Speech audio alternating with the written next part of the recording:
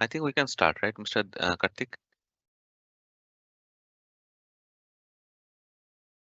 Just give me 2 minutes. I'm setting things up. Okay.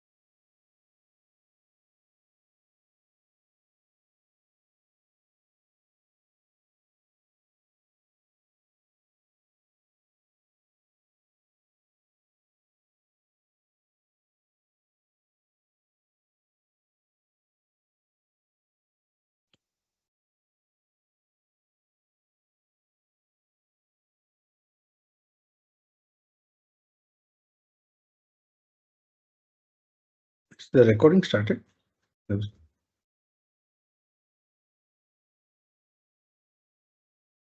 well, let me start.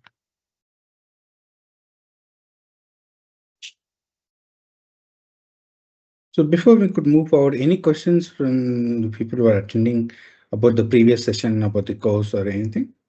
We can go with that first, and then we'll start up with the content of the course.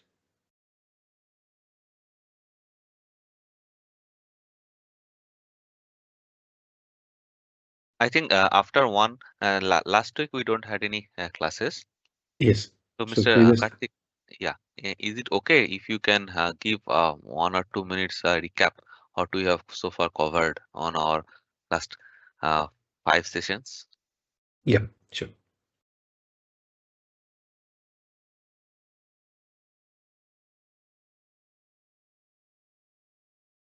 So previously, as we might have known, this particular internship program is basically about educating students and prospective students about what the course is about, what is the industry standards, or what is the requirement for working in a penetration environment as a on the DevSecOps environment, right? It's that is what we're predominantly focusing our internship program based on. So for that purpose, the course material was designed in such a way itself. So during our initial class, we went with introduction to cybersecurity, where we saw what are the different things that can, what do you mean by vulnerability, what do you mean by CIA, confidentiality, integrity, and availability, and look at a lot of other things related to cybersecurity as a basics for that, right? So this course, if you go back and see those videos for that particular session, we will see that we talk more about, what it introduces someone to cybersecurity. Someone who is not aware of cybersecurity, introducing them to cybersecurity. When we moved on from that, the second week we spoke about penetration testing and infrastructures, scanning VAPT as a role, what you are going to do on a day-to-day basis in that, what are the different activities, and what is a vulnerability analysis, what are the different stages of a vulnerability analysis. All those things we will have looked into that section of that. Okay. Along with that, we had two practical sessions. After that, we were in one of the sessions, we saw how do we configure firewall, how does a defense at the network level occurs, right? What is a firewall? How does it look at the packet? What are the components that are make up a firewall? That was discussed. And along with that, we also see from a network scanner perspective, we saw how Nmap is working and what are the different options of that and how do we identify vulnerabilities based on the information that we get from that part, right? When we scan, there's a response for the scan. So based on that, how do we check whether device is up or down, what services it may be running, all those information, we look into that part. After that, there was a break due to my personal uh, reasons I could not attend the previous class. But today we'll be talking more about from a DevSecOps, right? So what happens in a DevSecOps environment? We'll talk about that, and we'll see. Okay. So,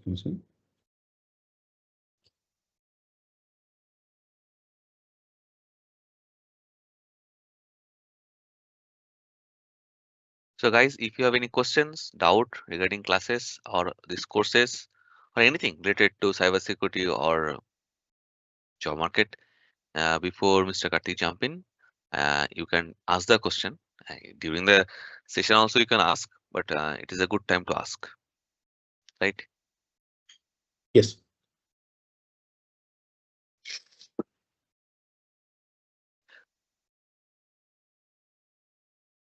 Okay, I don't think anyone have any questions so far.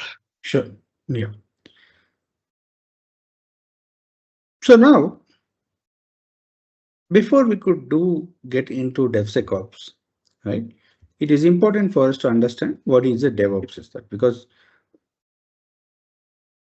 we have to understand what is that we are securing, what is the different stages of security out there. So as in the previous session, when we spoke about penetration testing, infrastructure testing, that usually comes under the at a later stage of your life cycle, software development life cycle. So how to incorporate security at an earlier stage of that, right?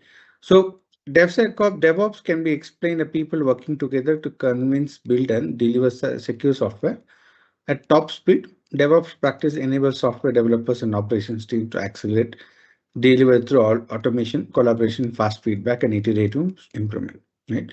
So basically, we're talking about using agile methodology where the software lifecycle model is reduced compared to waterfall model. Previously, it was there.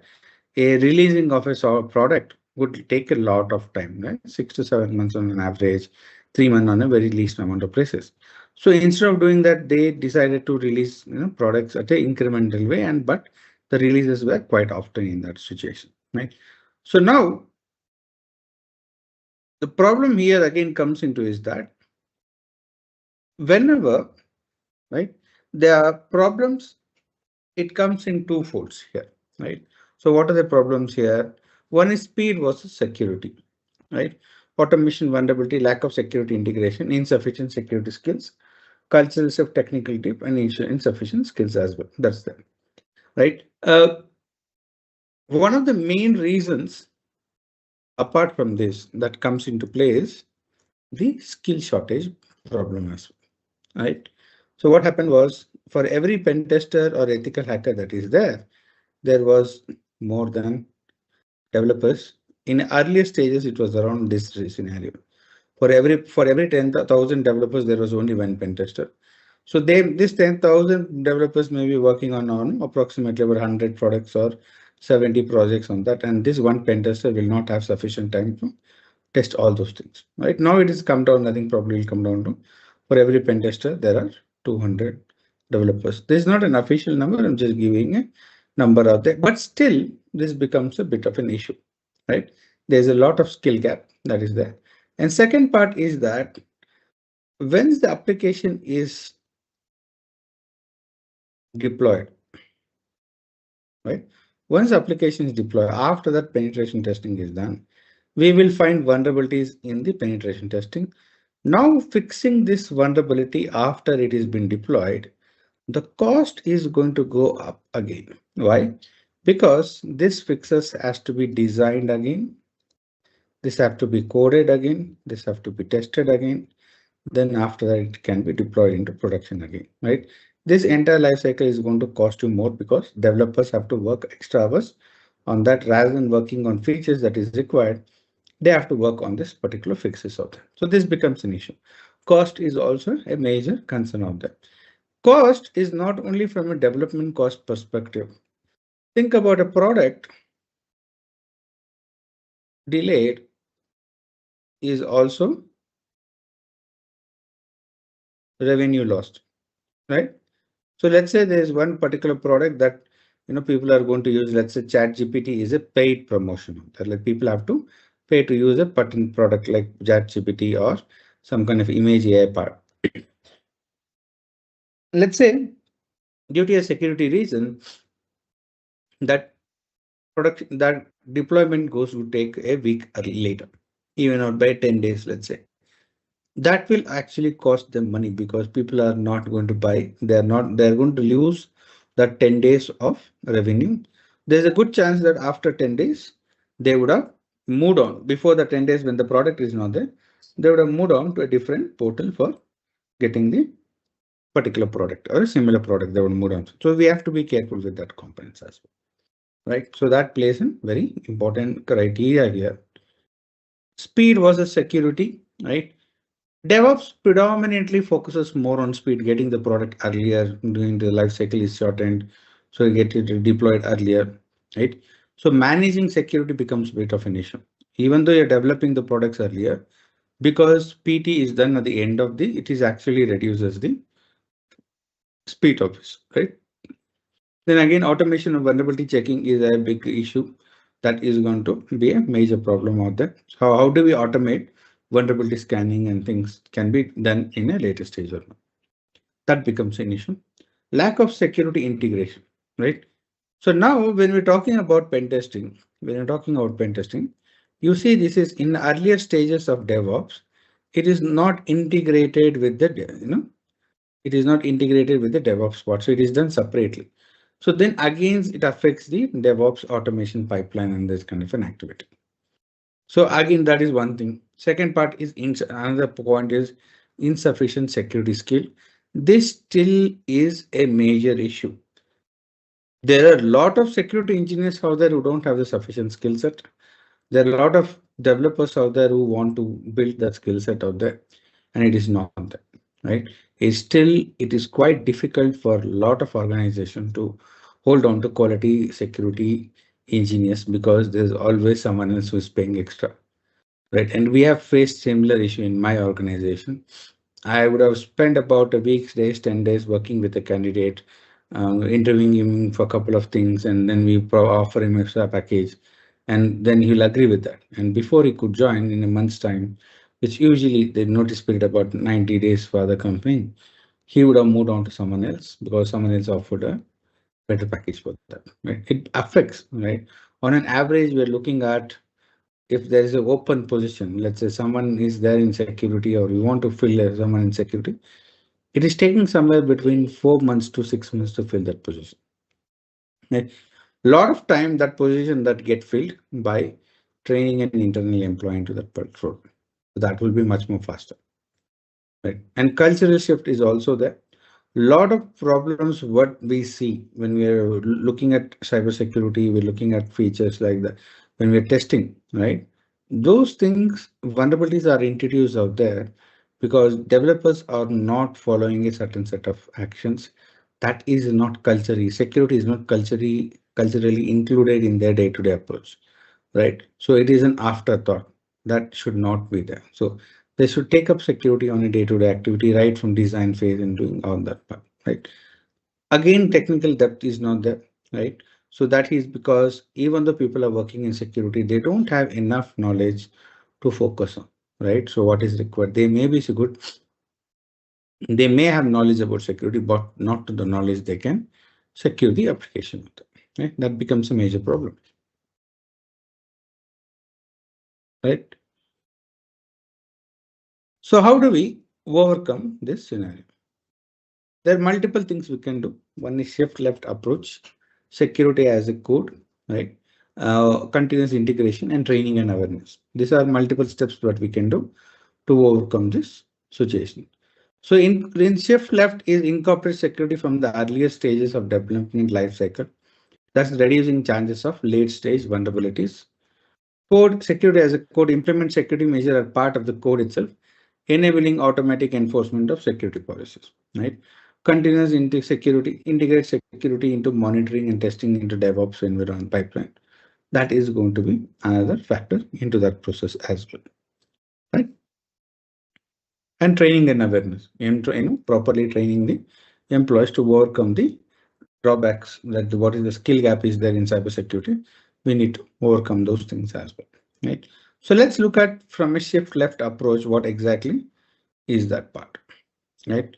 So in a software development lifecycle, the any part whenever there is something, some requirement is going to be, sorry, there is something called as a,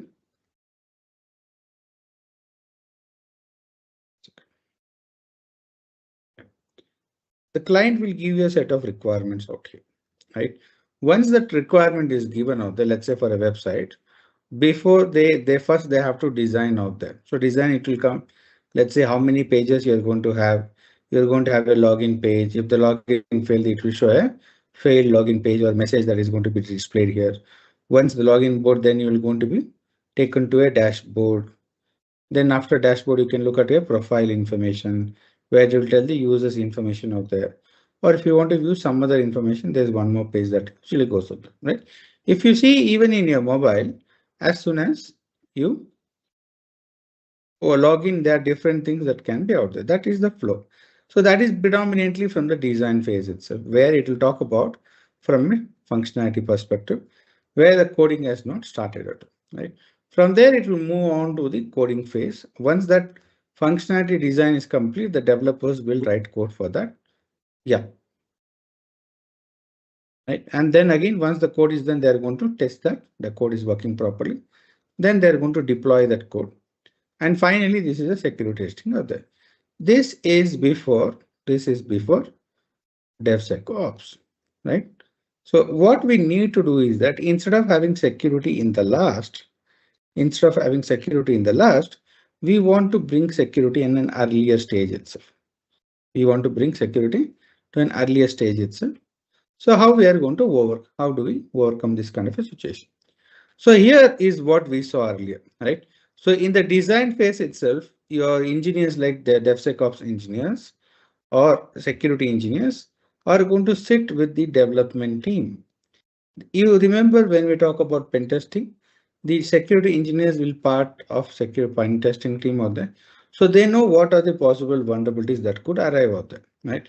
They will check if software that is used is up to date or is there any vulnerability in the software you're using. So they also tell what is the password policy. Are you making sure password policies is there? Is there any protection for XSS? Is any protected for command injection? All that information is going to be given to the designer out here, the security engineer, and they will incorporate in the design phase itself that how to fix this vulnerability at the design. So based on the design itself, now I can implement code security, right? Instead of me finding vulnerability, then fixing it after that, I will anticipate in the design environment what vulnerabilities could be there, and I will write a code at that stage itself, right? When I'm testing, after coding, the testing is application is testing for functionality. We will also check for security issues in this case, right? So basically that is what from this is going to be the middle point of deployment or product lifecycle. That is the deployment stage. We are moving away from right towards the left. Okay, and that if you can do it as early as possible, this is going to help improve with the identification of vulnerabilities and keeping the application secure, right? In real time, we have seen in an average, let's say if I do an application testing for a non-DevSec, non-shift left approach, we approximately find about 20 to 25 vulnerabilities. This is an average. It changes application to application sometimes, but this is that. But if we see when there's a shift left approach, when we're actually application testing out there, PT is going done, vulnerability from 20 to 25 is significantly reduces to 4 to 5 vulnerabilities. That is how difference is going to be there. Now, fixing 20 to 25 vulnerabilities is going to be a big ask. We have to tell developers not to work on certain products and focus on fixing the vulnerabilities. Whereas here, since these vulnerabilities are small and also they are lower level vulnerabilities, you might have seen, we saw the vulnerabilities, it is going to be in critical, high, medium, and low, right? And we'll see that 4 to 5 are in medium, not a critical or high bugs out there. So it is also easier to fix out here, right? So that is the main approach of one of the main things, right? Whenever you're talking about DevSecOps, we'll talk about a shift left approach, right? So what is a develop? Continuously integrating. What is a DevSecOps? It is continuously integrating security in all stages of it, right?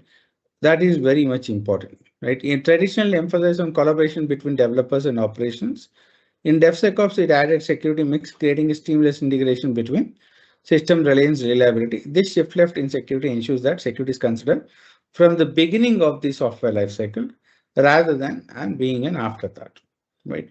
In some cases, we are saying security is also going to be part of the requirement by the client itself. Client itself are giving a security requirement. They themselves will told we need a possible for user creation and make sure whenever that user is created, the password length is minimum 12 to 16 character long. They will tell make sure we want there is insufficient protection for XSS attack and any other kind of an attack. At a requirement stage itself, the client is asking, right? So when this becomes a norm, it is much more difficult to introduce vulnerabilities. We are intertwining security at an earlier stage itself, right? So in fact, when DevSecOps comes into play, they act as the middleman between the development team and the operations team, which was in the DevOps case, right? They are connecting with multiple people. They are collecting with development operations. And not only that, they are also interacting with senior management, and they're also interacting with other departments to collaborate on security. Because security is not a single person or a single department responsibility. It is everyone's responsibility in an organization. And the orchestration or managing of the security is going to be taken care by the security team, right? So that is there. So what are the benefits of DevSecOps, right? Proactive security, cost effective speed and collaboration. By integrating security from the start, potential vulnerabilities are identified and addressed earlier. So as I told, at the design phase also only we can identify vulnerability is there and fix those vulnerability in an earlier stage. Cost effective, rectifying security issues later in development cycle can be expensive.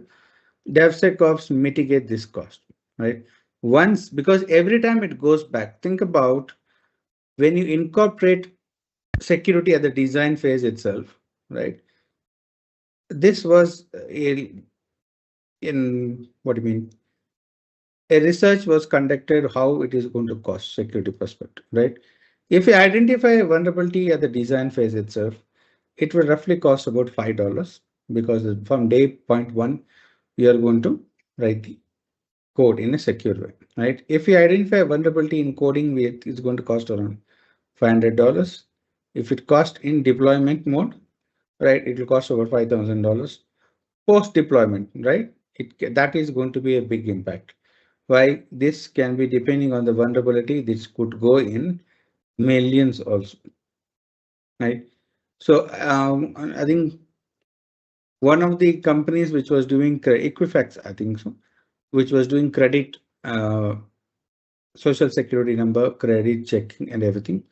They lost about half a population of US information, social security number, and other information was lost by them, which they are collected in their database to the hackers. It was estimated that they spent around 100 and almost $100 million to just to inform customers, right, that they have been hacked, their information has been gone out there, right? So that is how impact is going to be. In some situations, there are certain big uh, supermarket chains, retail chains, which got hacked, and that information got with less to billions of dollars out there, right?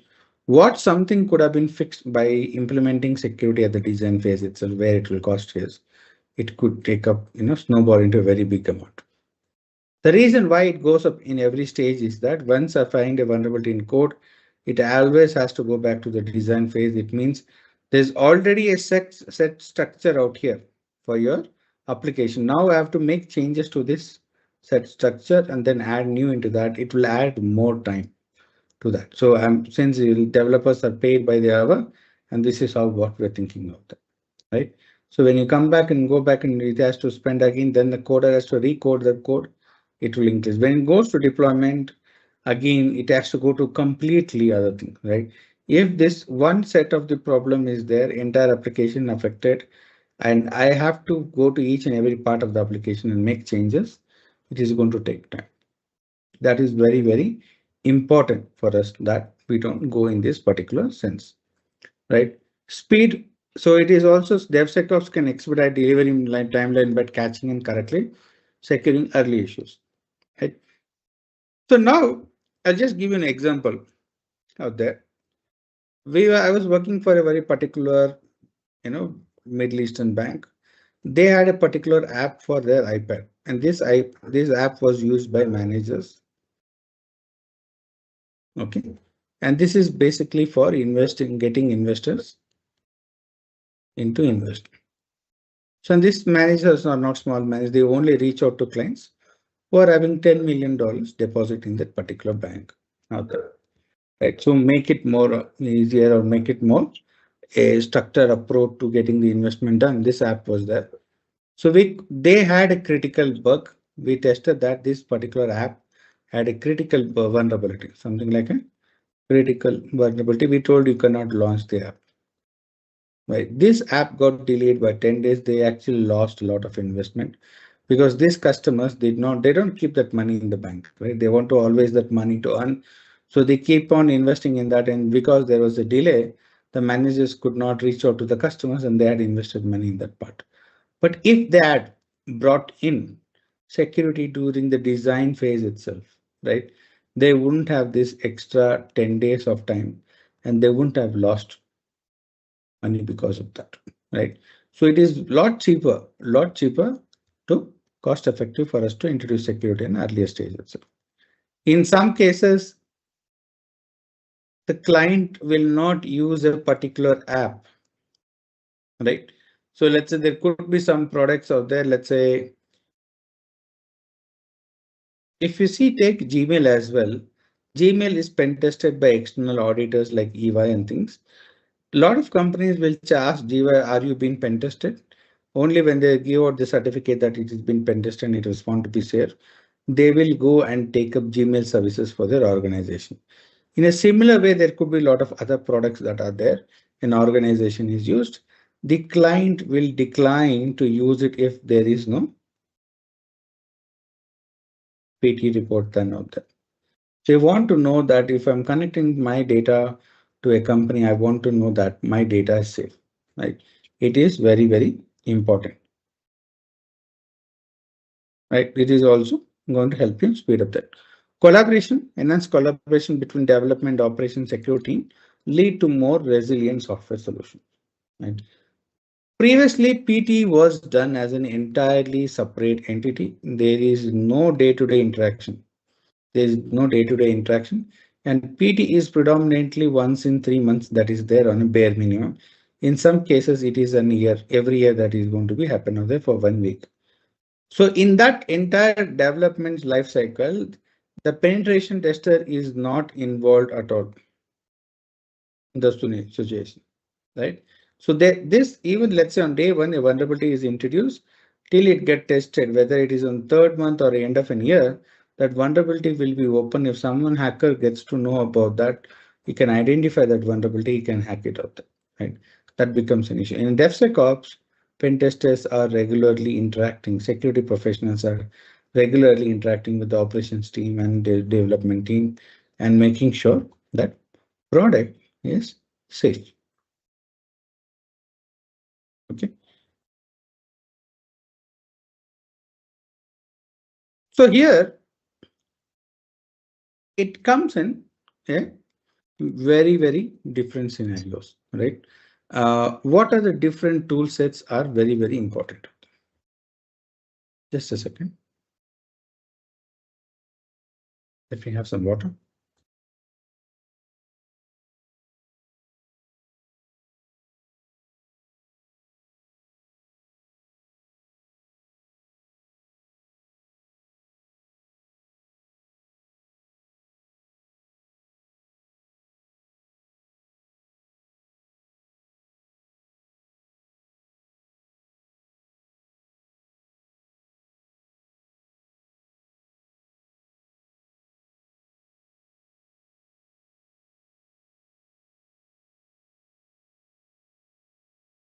right?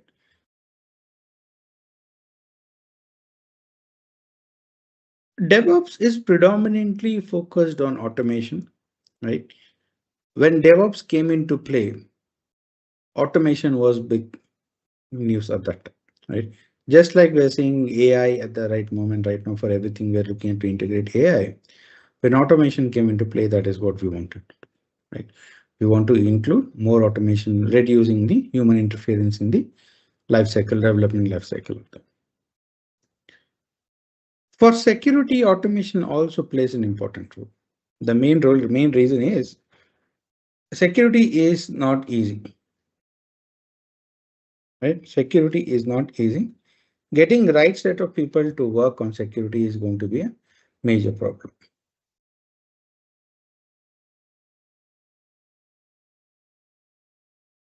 One second. Getting security, right set of people is a major problem out here. So there will always be cybersecurity first professional are going to always, they are going to be in demand, right? So, but there are not enough people out there, even the demand is satisfied out there. So I want to do is that I want to allow my developers to be able to automate the security steps, right? We need to be able to help them out to automate that process. And every time there is a code changes, the security process should be done out there. And how to do that process. So that is when we come into the introducing security in CI/CD pipeline. But for this, we should have sufficient number of tools that are there, which will aid us in doing this activity. So before going in here, so let's look at what are the different components that make up an application, right? So for let's say I want to run a Java application. So what are the things that is required? First and foremost, I will require an operating system, right? That is going to be there. Then again, I will need to have the Java installed out there.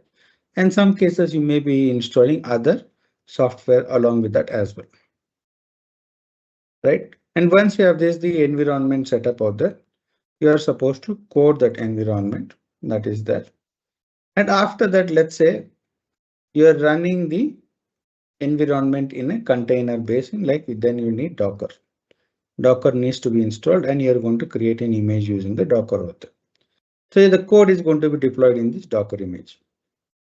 And then finally it is going to be deployed. Where can the vulnerabilities be introduced? Right? If we see our first case in the, when we talk about pen testing, vulnerabilities can be introduced in three places. One is in your application, the code that you are writing. Second part is the configuration that you're doing, whether it's OS configuration or application configuration, and the third party tool that is going to be there. And finally is going to be the third party tool. Right? For instance, Java, you're going to use this program, but the code for Java is not written by it. Has been someone else's code you're taking and using it. Same thing for your operating system, the Ubuntu or Windows or anything. It does not belong to, it belongs to someone else out there. So I need to find a way to scan for vulnerabilities in all the stages. Okay. For code scanning, there's something called as a SAST, right? When the application is finished development, when it is live, I need to scan for vulnerabilities that we are going to see in DAST, Dynamic Application Security Testing. That is going to be there. Then again, SCA, Software Composition Analysis, that is there. This is looking at all the third-party tools and finding any vulnerabilities there. Let's say if I'm using Java, it will check for that. If I'm using jQuery for a front end, it will check all the third-party components that are there. Is there any vulnerabilities? Do we need to update the software that we are using? All those things will be taken care by the SCA of that. All right. Then again, it is going to be Docker image. Something like an image scanner is needed by us to check for any kind of vulnerabilities in the image. And this is a very good possibility. If you know or aware of Docker image or anything, in the Docker image creation, we would have selected the OS out there. right? Something like Ubuntu. If I give OS as Ubuntu, it will take the latest one. But let's say for your application to work, you're working on a particular version. And let's say I'm using Ubuntu 14.04. This Ubuntu was released in 2014, right? And there's a lot of security bugs in that, but you may not be aware of that, right? So you are launching into that part. So how do we find out in this kind of a situation, there's a vulnerability of that, right? It is very important for us to identify vulnerability in all the stages, but doing it manually is not going to be sufficient, right? Doing it manually is going to be sufficient. Again, I told PTE is a very resource intensive from a human man hours, working man hours out there. So it takes a lot of time from us. Even a vulnerability assessment running a scanner is going to take time. And again, scanners are a bit different. DAST is also a scanner out there, but InfraScan is again going to be done once in a month, but it does not identify any vulnerabilities which was introduced on a daily code merging process, right? So that is what is there. So now in a CI/CD pipeline where the code was taken from GitHub and code was built automatically and it was deployed without having any intervention from the human being, we can do the same thing now, right? I'm going to take the code. I'm going to scan the code for any vulnerabilities using source code scanner like SonarQube. And along with that, we are going to use Dash tool where you are using Zap or some other tools for scanning vulnerabilities out there. And also we'll check for software composition analysis, right? OWASP dependency checker is some of those tools that are there. And once that is there, then it will build, right? After building, before deploying, it will check the Docker image. It is then it is any vulnerabilities in Docker image. If nothing is there, it will deploy. Right? Everything in this line is going to be done in an independent way. No more intervention from human being till it, and all the reports that is going to be generated will be kept aside. So we can go back and see what are the new vulnerabilities that are introduced. And what is what we are seeing in this pipeline, DevSecOps pipeline and DevOps pipeline. In the DevOps part, we're looking how to develop the application and looking at different processes that can be done. In the DevSecOps, in each and every stage, right? For source code, we can use tools such as SonarQube, Fortify, Checkmark, and Veracode out there for scanning vulnerabilities in the code. From the OWASP enable, and this is only for predominantly for infra level scanning. I'm trying to identify any of this, right? And testing and scanning artifacts. Then again, you can do Nessus for that, deployment process for that. And finally, we can do monitoring as well. Right? There are Splunk, Catchpoint, and UpGuard for doing this particular actions. This is very, very important for us. This is very, very important for us to go ahead with this activity. And this is where the majority of the job as a DevSecOps engineer comes into play, managing different settings in this process. Right. Before I move on to threat modeling, I want to ask, is there any questions before we could move further? Yeah, good morning from here. So I wanted to ask, looking at the CDI, CI/CD pipeline, right? Through the Yes. development, software development life cycle. So, with the emergence of AI, right, and other automation technology. So, my question is, to your own understanding or with what you know, as being advanced as you are, do you think AI will impact, um, will impact DevOps engineers, like the skills of DevOps engineers, like if it's going to impact it in what way? I'm thinking is going to affect it. Maybe negatively. Negatively, I mean, much hands will not be required to do the work of a DevOps, right? That is what I'm thinking.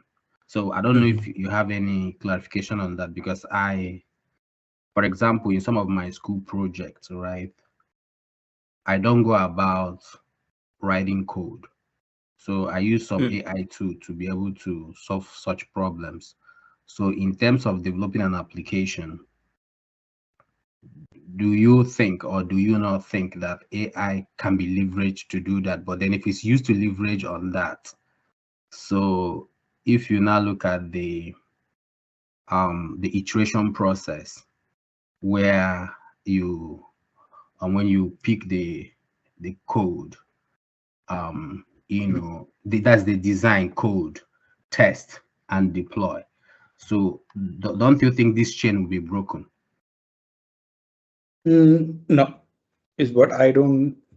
I'm currently working a little bit on. We are trying to introduce AI into our projects that are there. We are not trying to reduce the our workforce.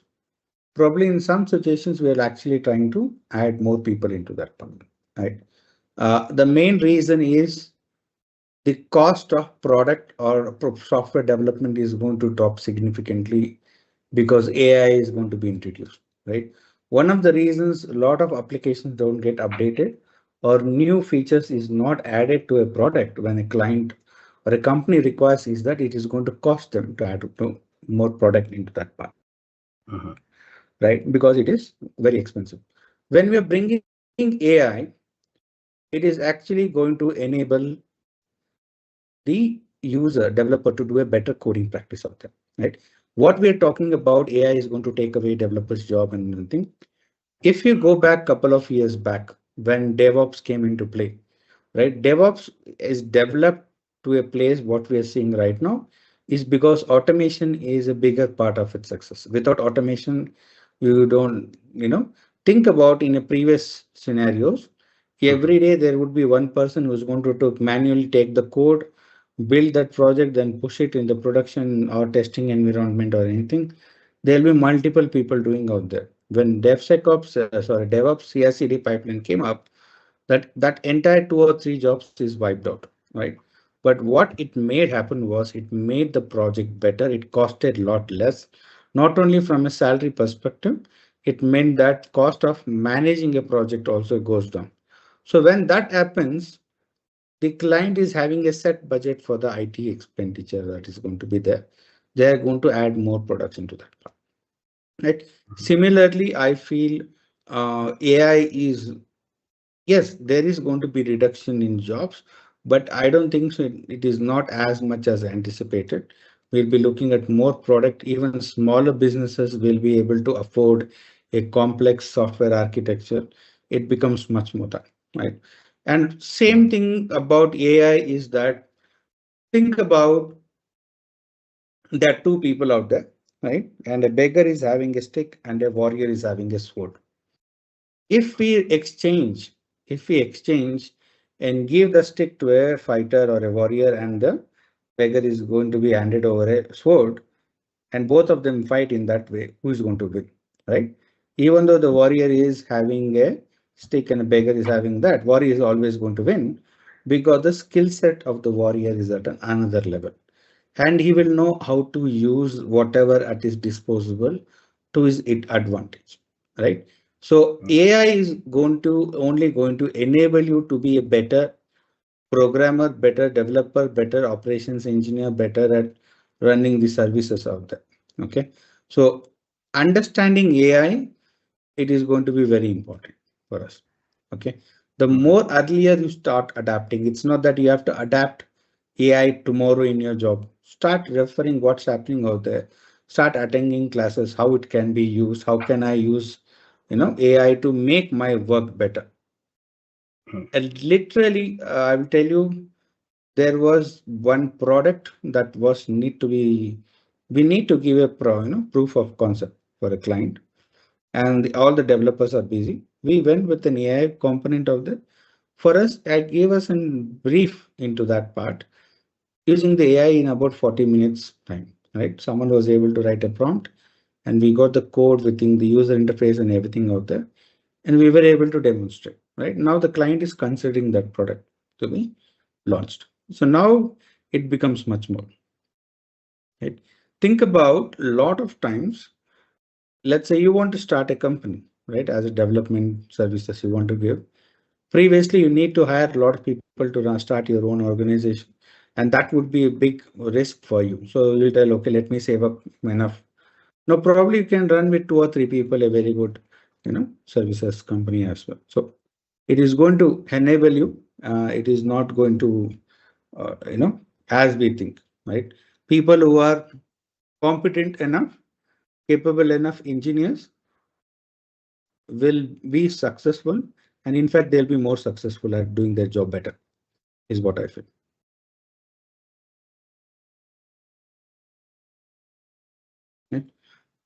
It is, it is, yeah. Yeah, Chris, please go ahead. Sorry? Yeah. Okay, thank you. Yeah. Okay. Any other question, guys, before we move forward?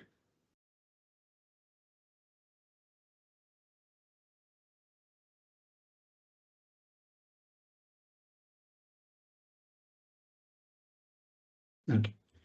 Let's continue with that.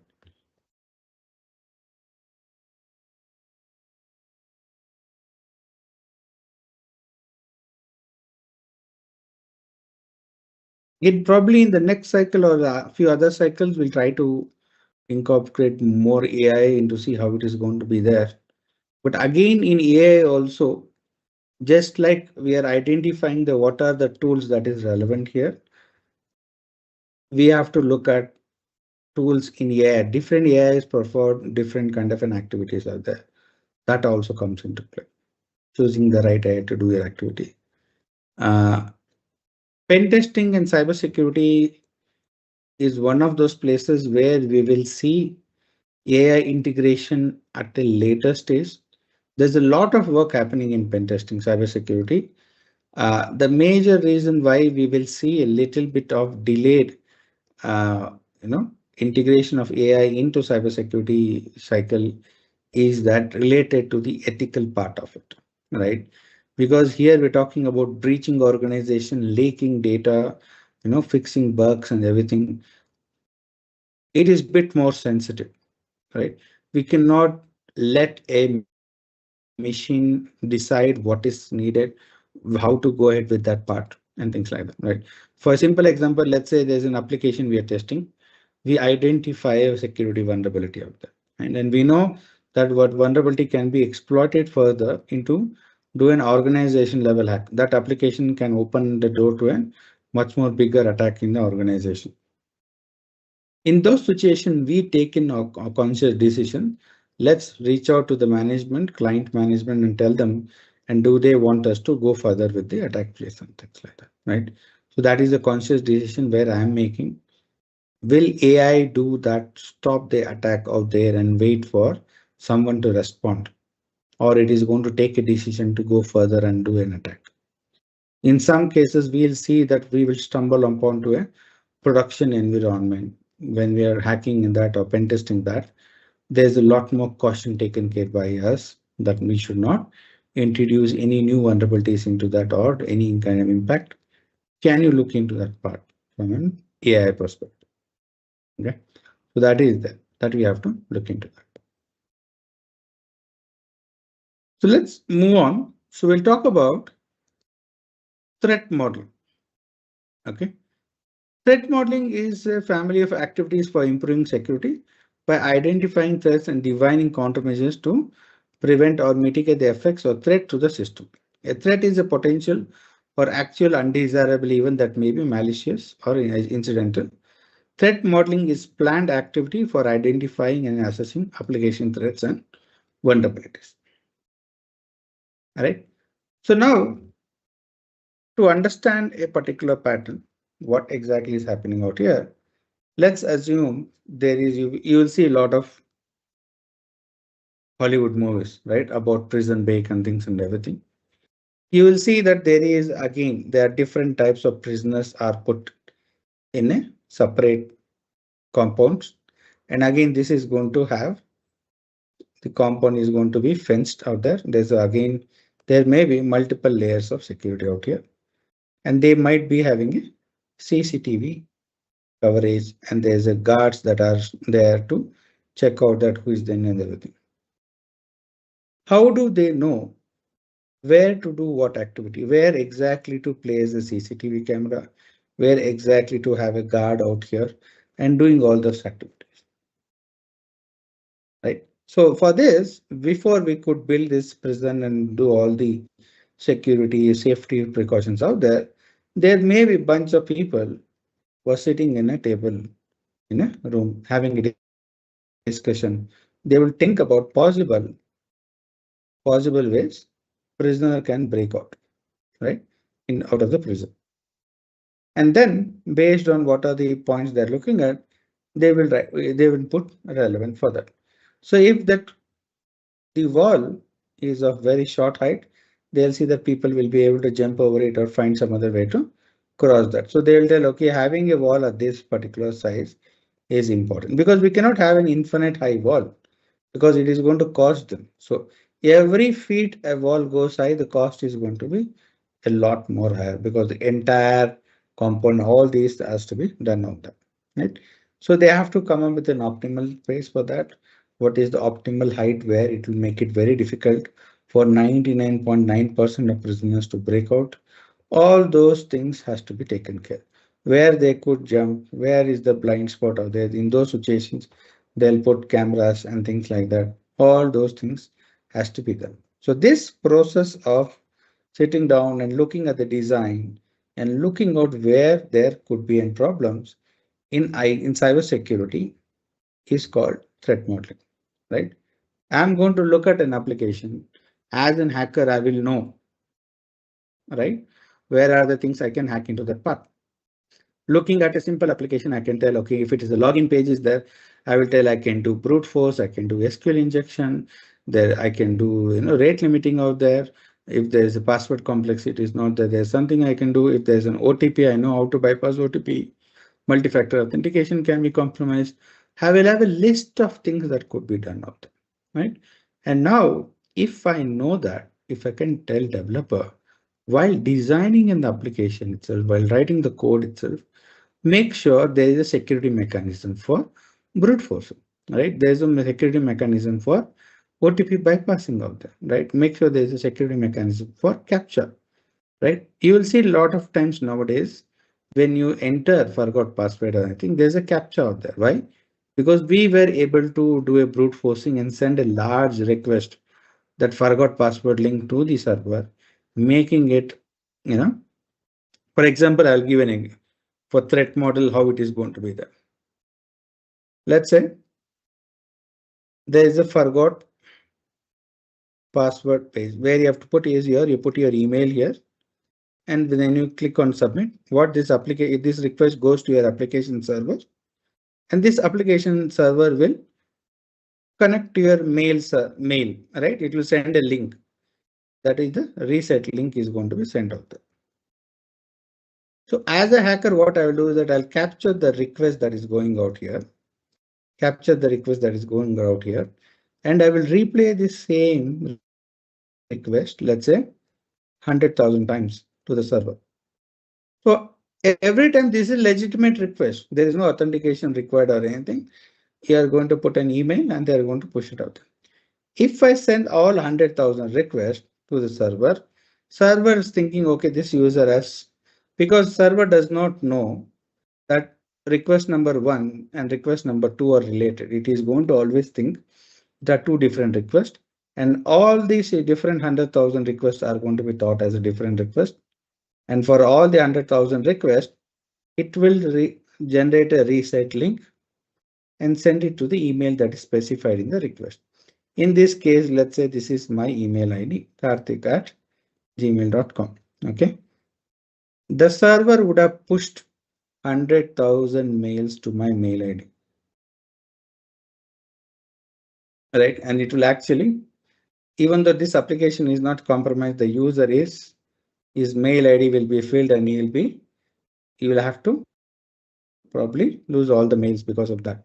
Or he'll be blocked by the Gmail telling that this mail ID is maybe used for that, which could lead to him losing the mail ID also.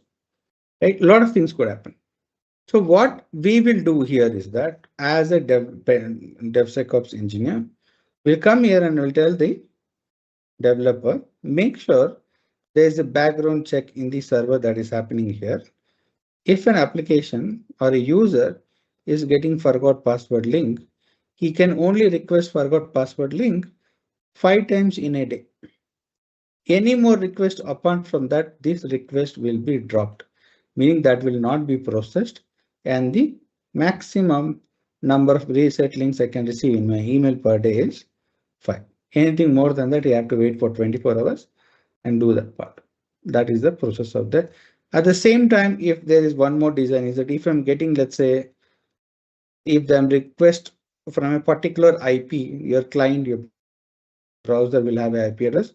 100 request is coming from a single minute from an IP. I can also set that firewall should be configured in such a way to block IP. So all the requests from this IP will be blocked for a set amount of time, and after that they can be released out there. So this is done at the design stage itself.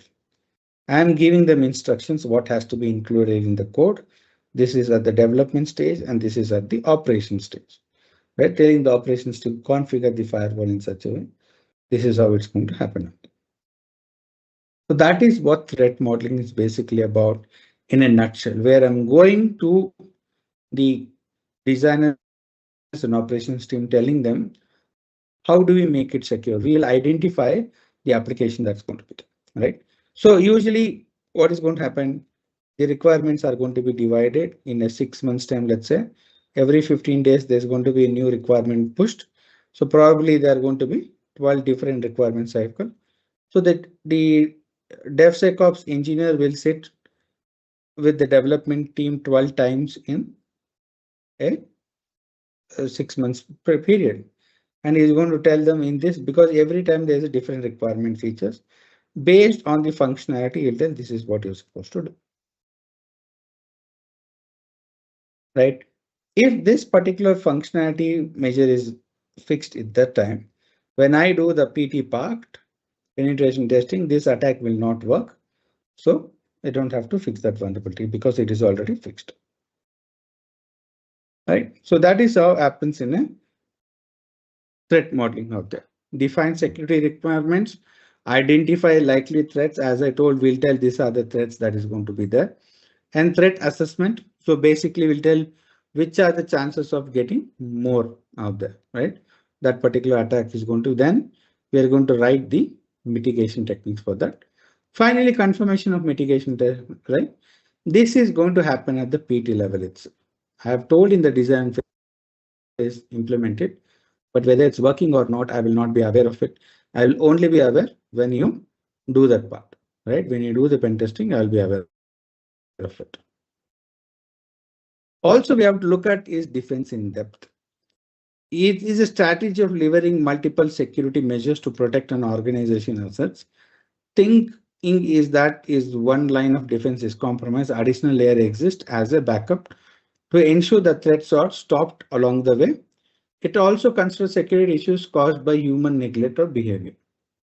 Right? One of the reasons why there is an OTP, right? Why there is an OTP? Whenever you do a bank transaction, whenever you're doing bank transactions nowadays, you will get an OTP to confirm that clarification, right? Previously, what used to happen, there is an attack called CSRF, where you may be randomly clicking on some page which you're not aware, but in the background, this would have transferred money from your account to some other account that is there, right? In order to overcome this situation is why they had a CSRF token and OTP was used so that this particular action may be happening without your knowledge.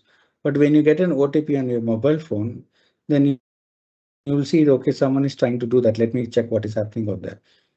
Since the attacker will not have access to this OTP, the transaction will not be completed. There is one attack here. This is called CSRF token is there to prevent this mechanism from happening.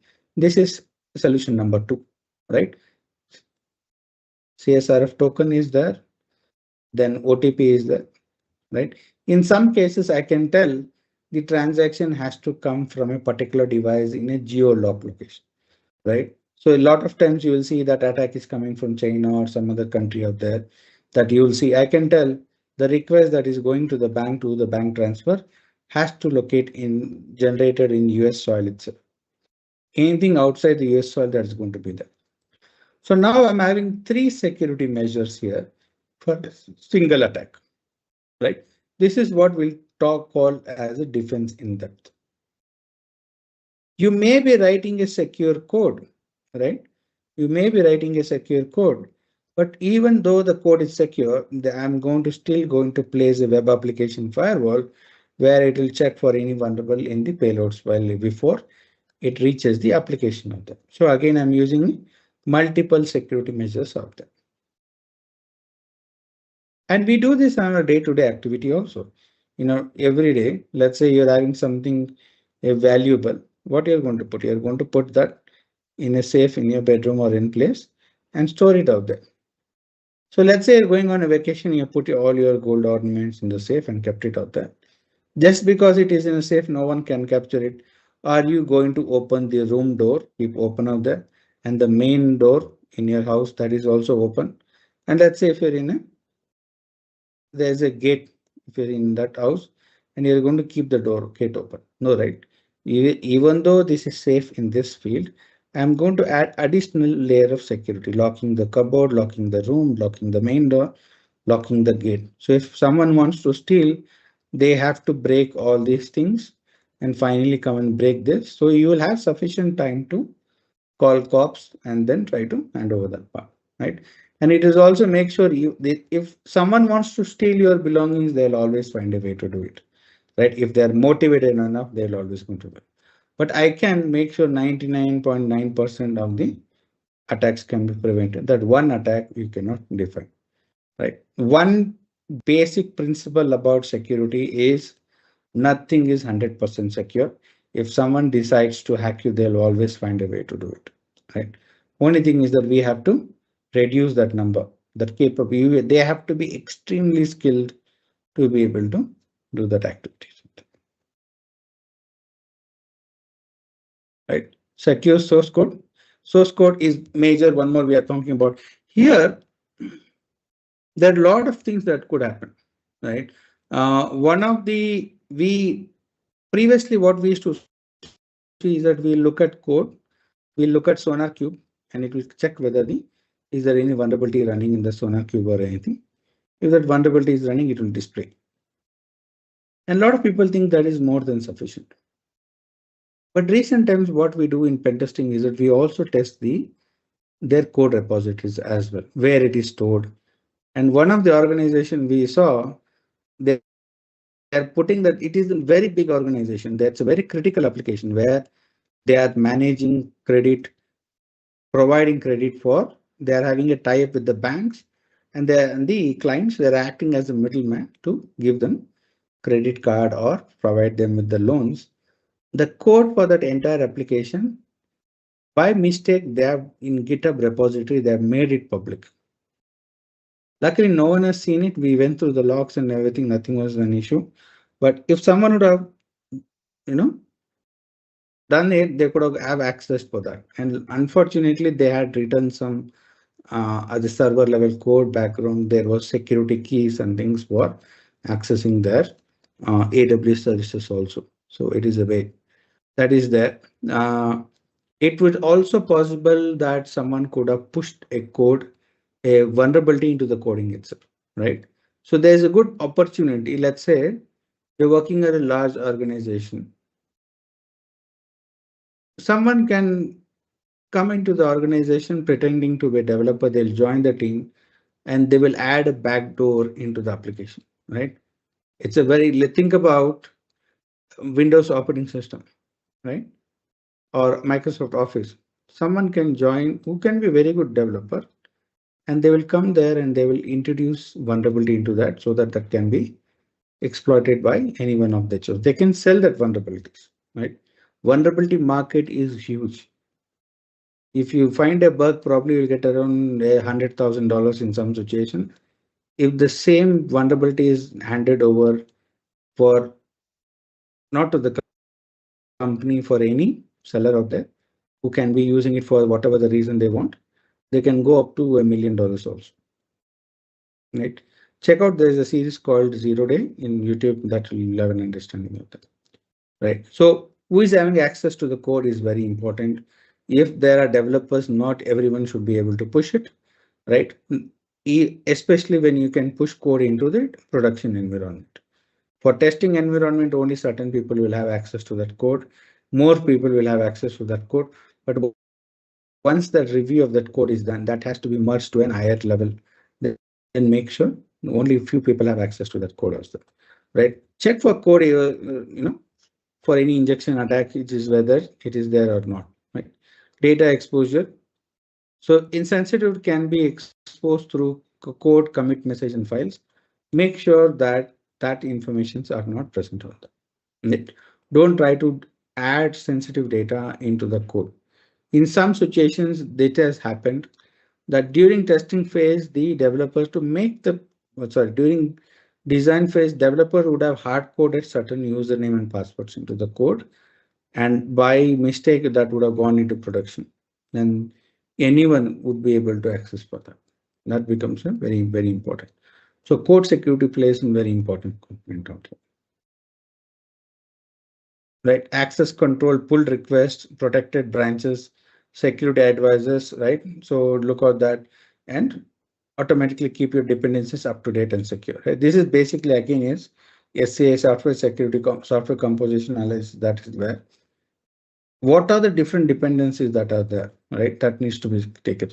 Usually you're going to get something like an SBOM, which is software bill of material that is going to be there. Look at all the components that are used out there, make sure everything is up to date. That you have to be very, very careful of that. And container security, as we were talking about, in our main course, we talk about CI/CD pipeline. We talk about how do we introduce multiple stages of it in a CI/CD pipeline. There we also talk about how do we do container security, right? There's a very important tool called Tree Scan out there, which we use there. It will check for that. So in that project, we are using a particular Docker image, which is having some kind of an issue.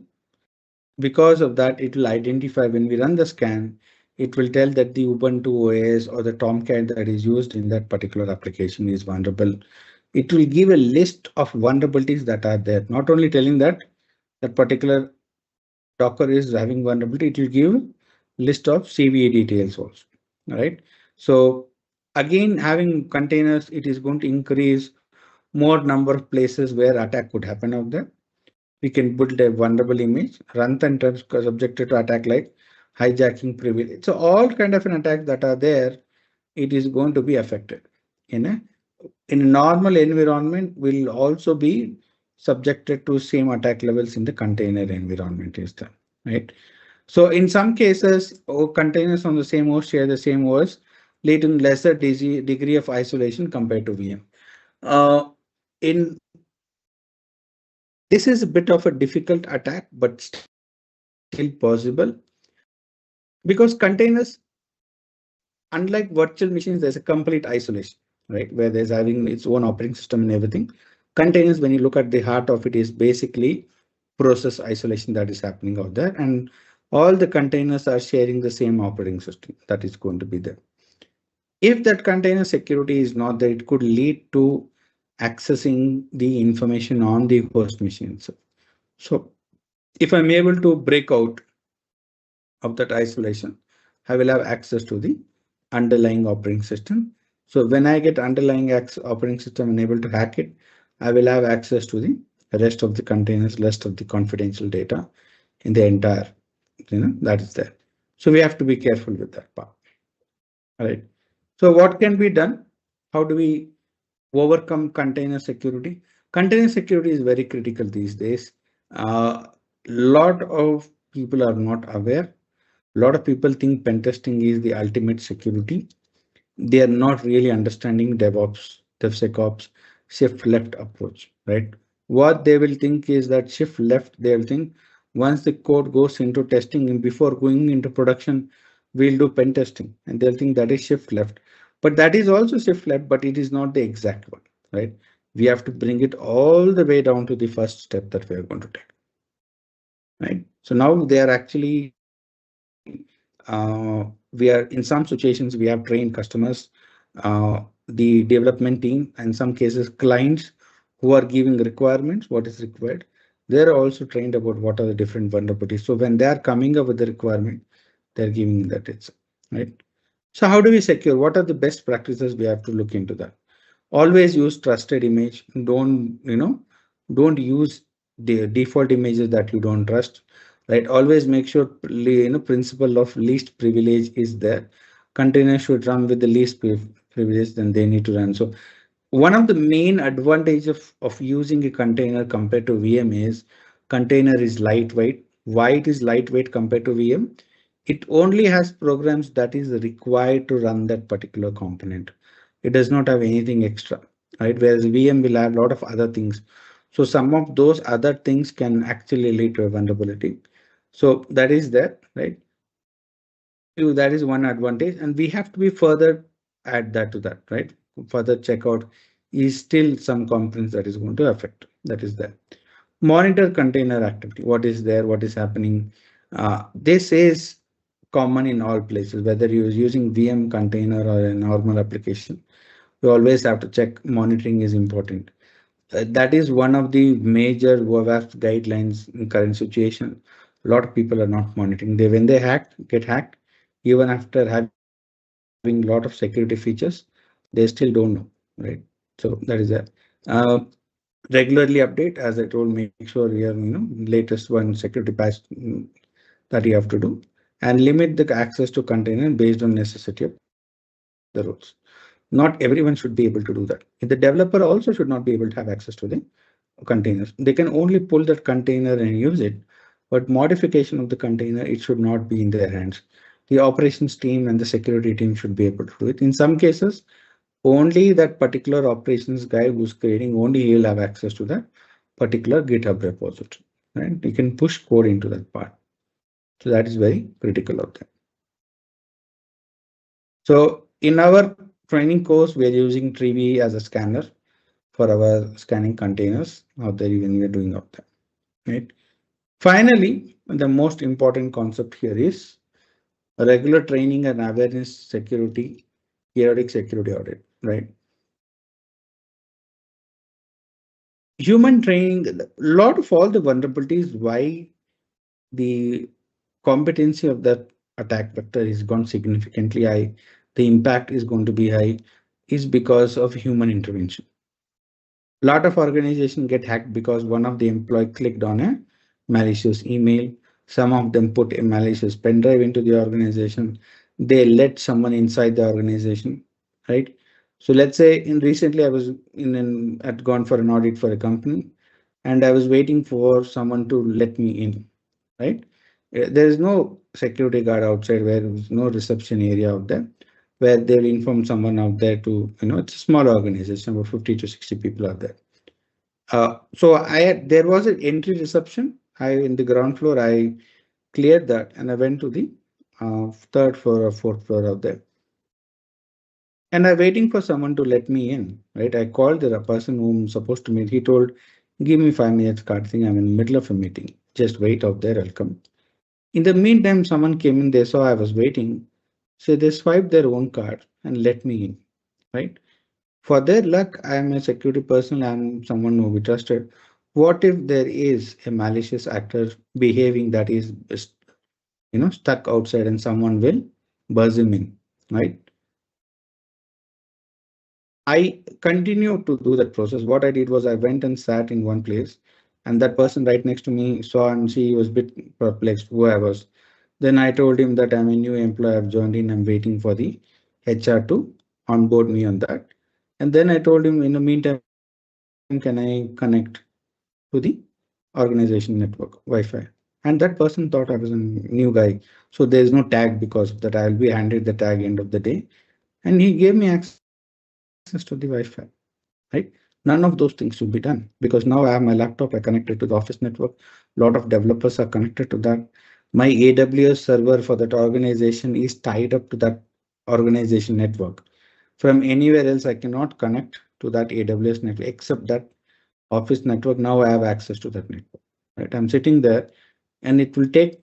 I might go and meet up and pretend to meet the couple of times in that time to trying to go reach the HR and things and all, and they'll think something is happening. They'll wait. So I might need couple of hours out there maximum and do all my activities and walk out.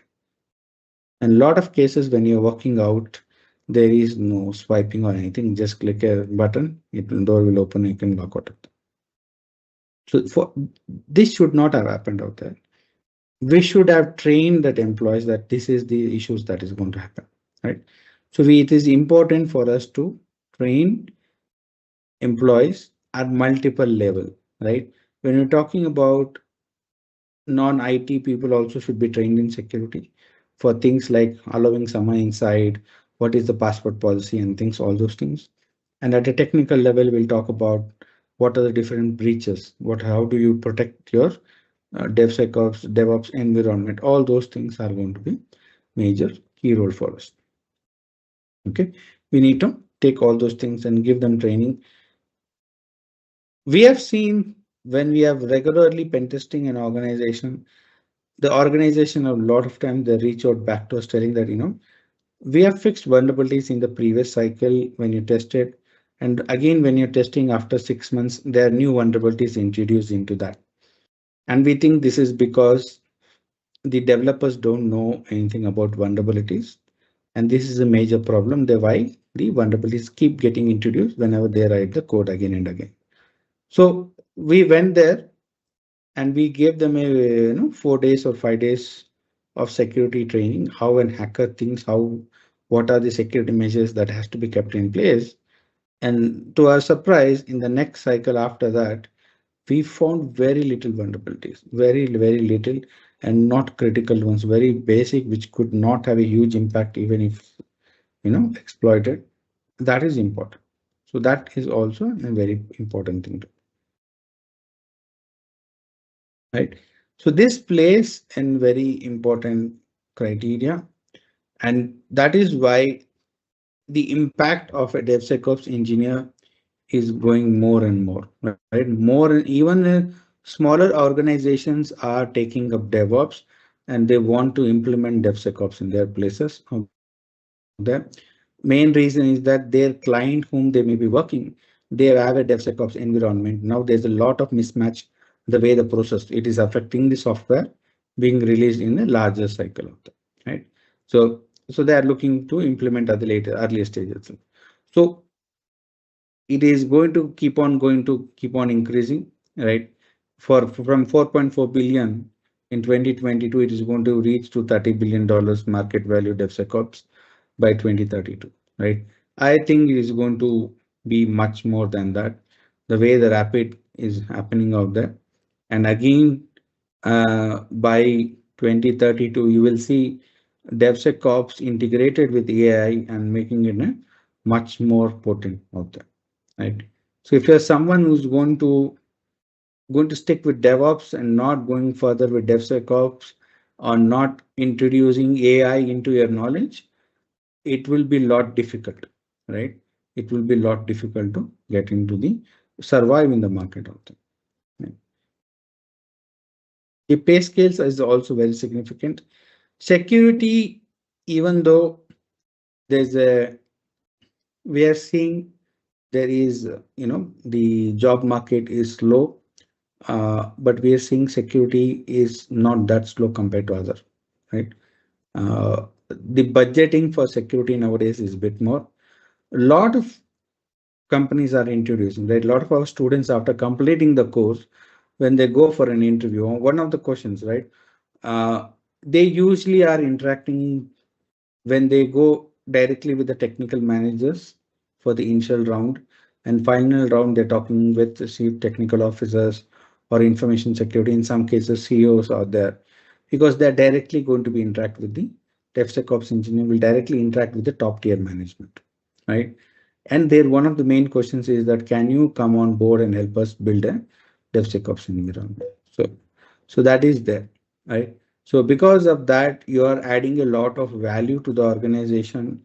You're making their lives much more better. The salaries are also quite high in this role, right? So go through our content, what we are going to teach in our main course. Have a look at it. Any questions you can ask me now, or you can ask later in the WhatsApp group as well, right? But one more thing, when we are talking about DevSecOps environment, if you're someone who is in IT but not in DevOps, jumping to DevSecOps is going to be very, very difficult, right? I would highly recommend start your journey with DevOps. Then you'll have an understanding, okay, this is my cup of tea or not, right? And again, it will ease us. Security is not easy. It takes bit more out of you, right? It is not an easy topic. But when you do DevOps and then come to DevSecOps, it makes it a lot more easier out there. So it makes it, the questioning, reasoning for doing a certain activities that would have been already answered in DevOps. So when you come to that, it makes more sense in DevSecOps. But if you come directly to DevSecOps, it will make very little sense. It will affect your learning as well, right? Uh, do check out with Menon also. There's an end-to-end program for helping our students right from start till the way to the placement as well.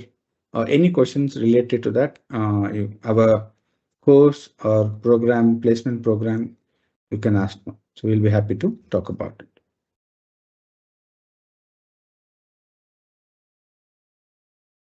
And that's it for the training perspective. Thank you, Mr. Karthik. So thank you for like this awesome kind of session. Hopefully, many, including me, many of us got benefited from this overview of cybersecurity. Guys, if you have any question, feel free to ask. Not only about the course, about the job market. If you are, looking s- actively jobs in US and or any other job market, and you are facing any kind of question, feel free to ask.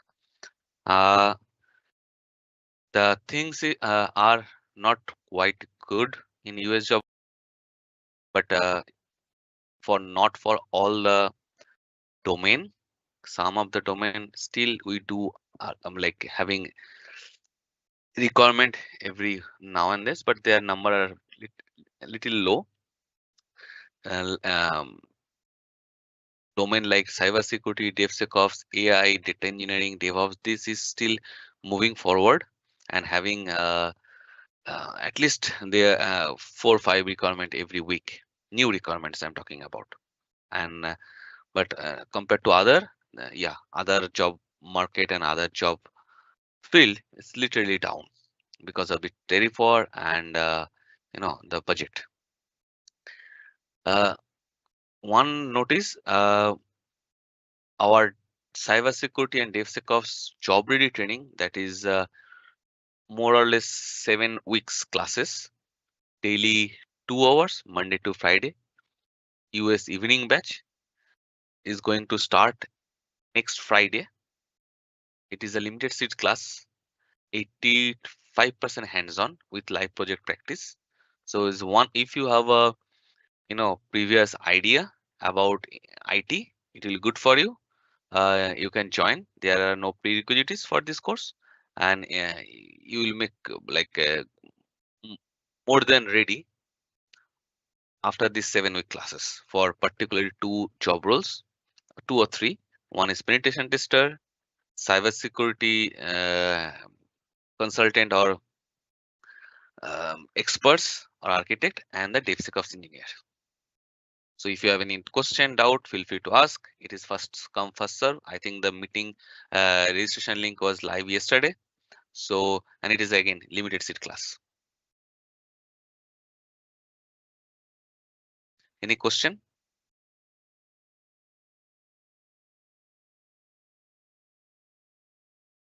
So Chris, the cost is varies from country to country based on their people purchase power. So if you are from US, it is $550. The rest of the world, You just need to check from the website. Say that again. So if you, where are you based out of? You are from US or some other country? US.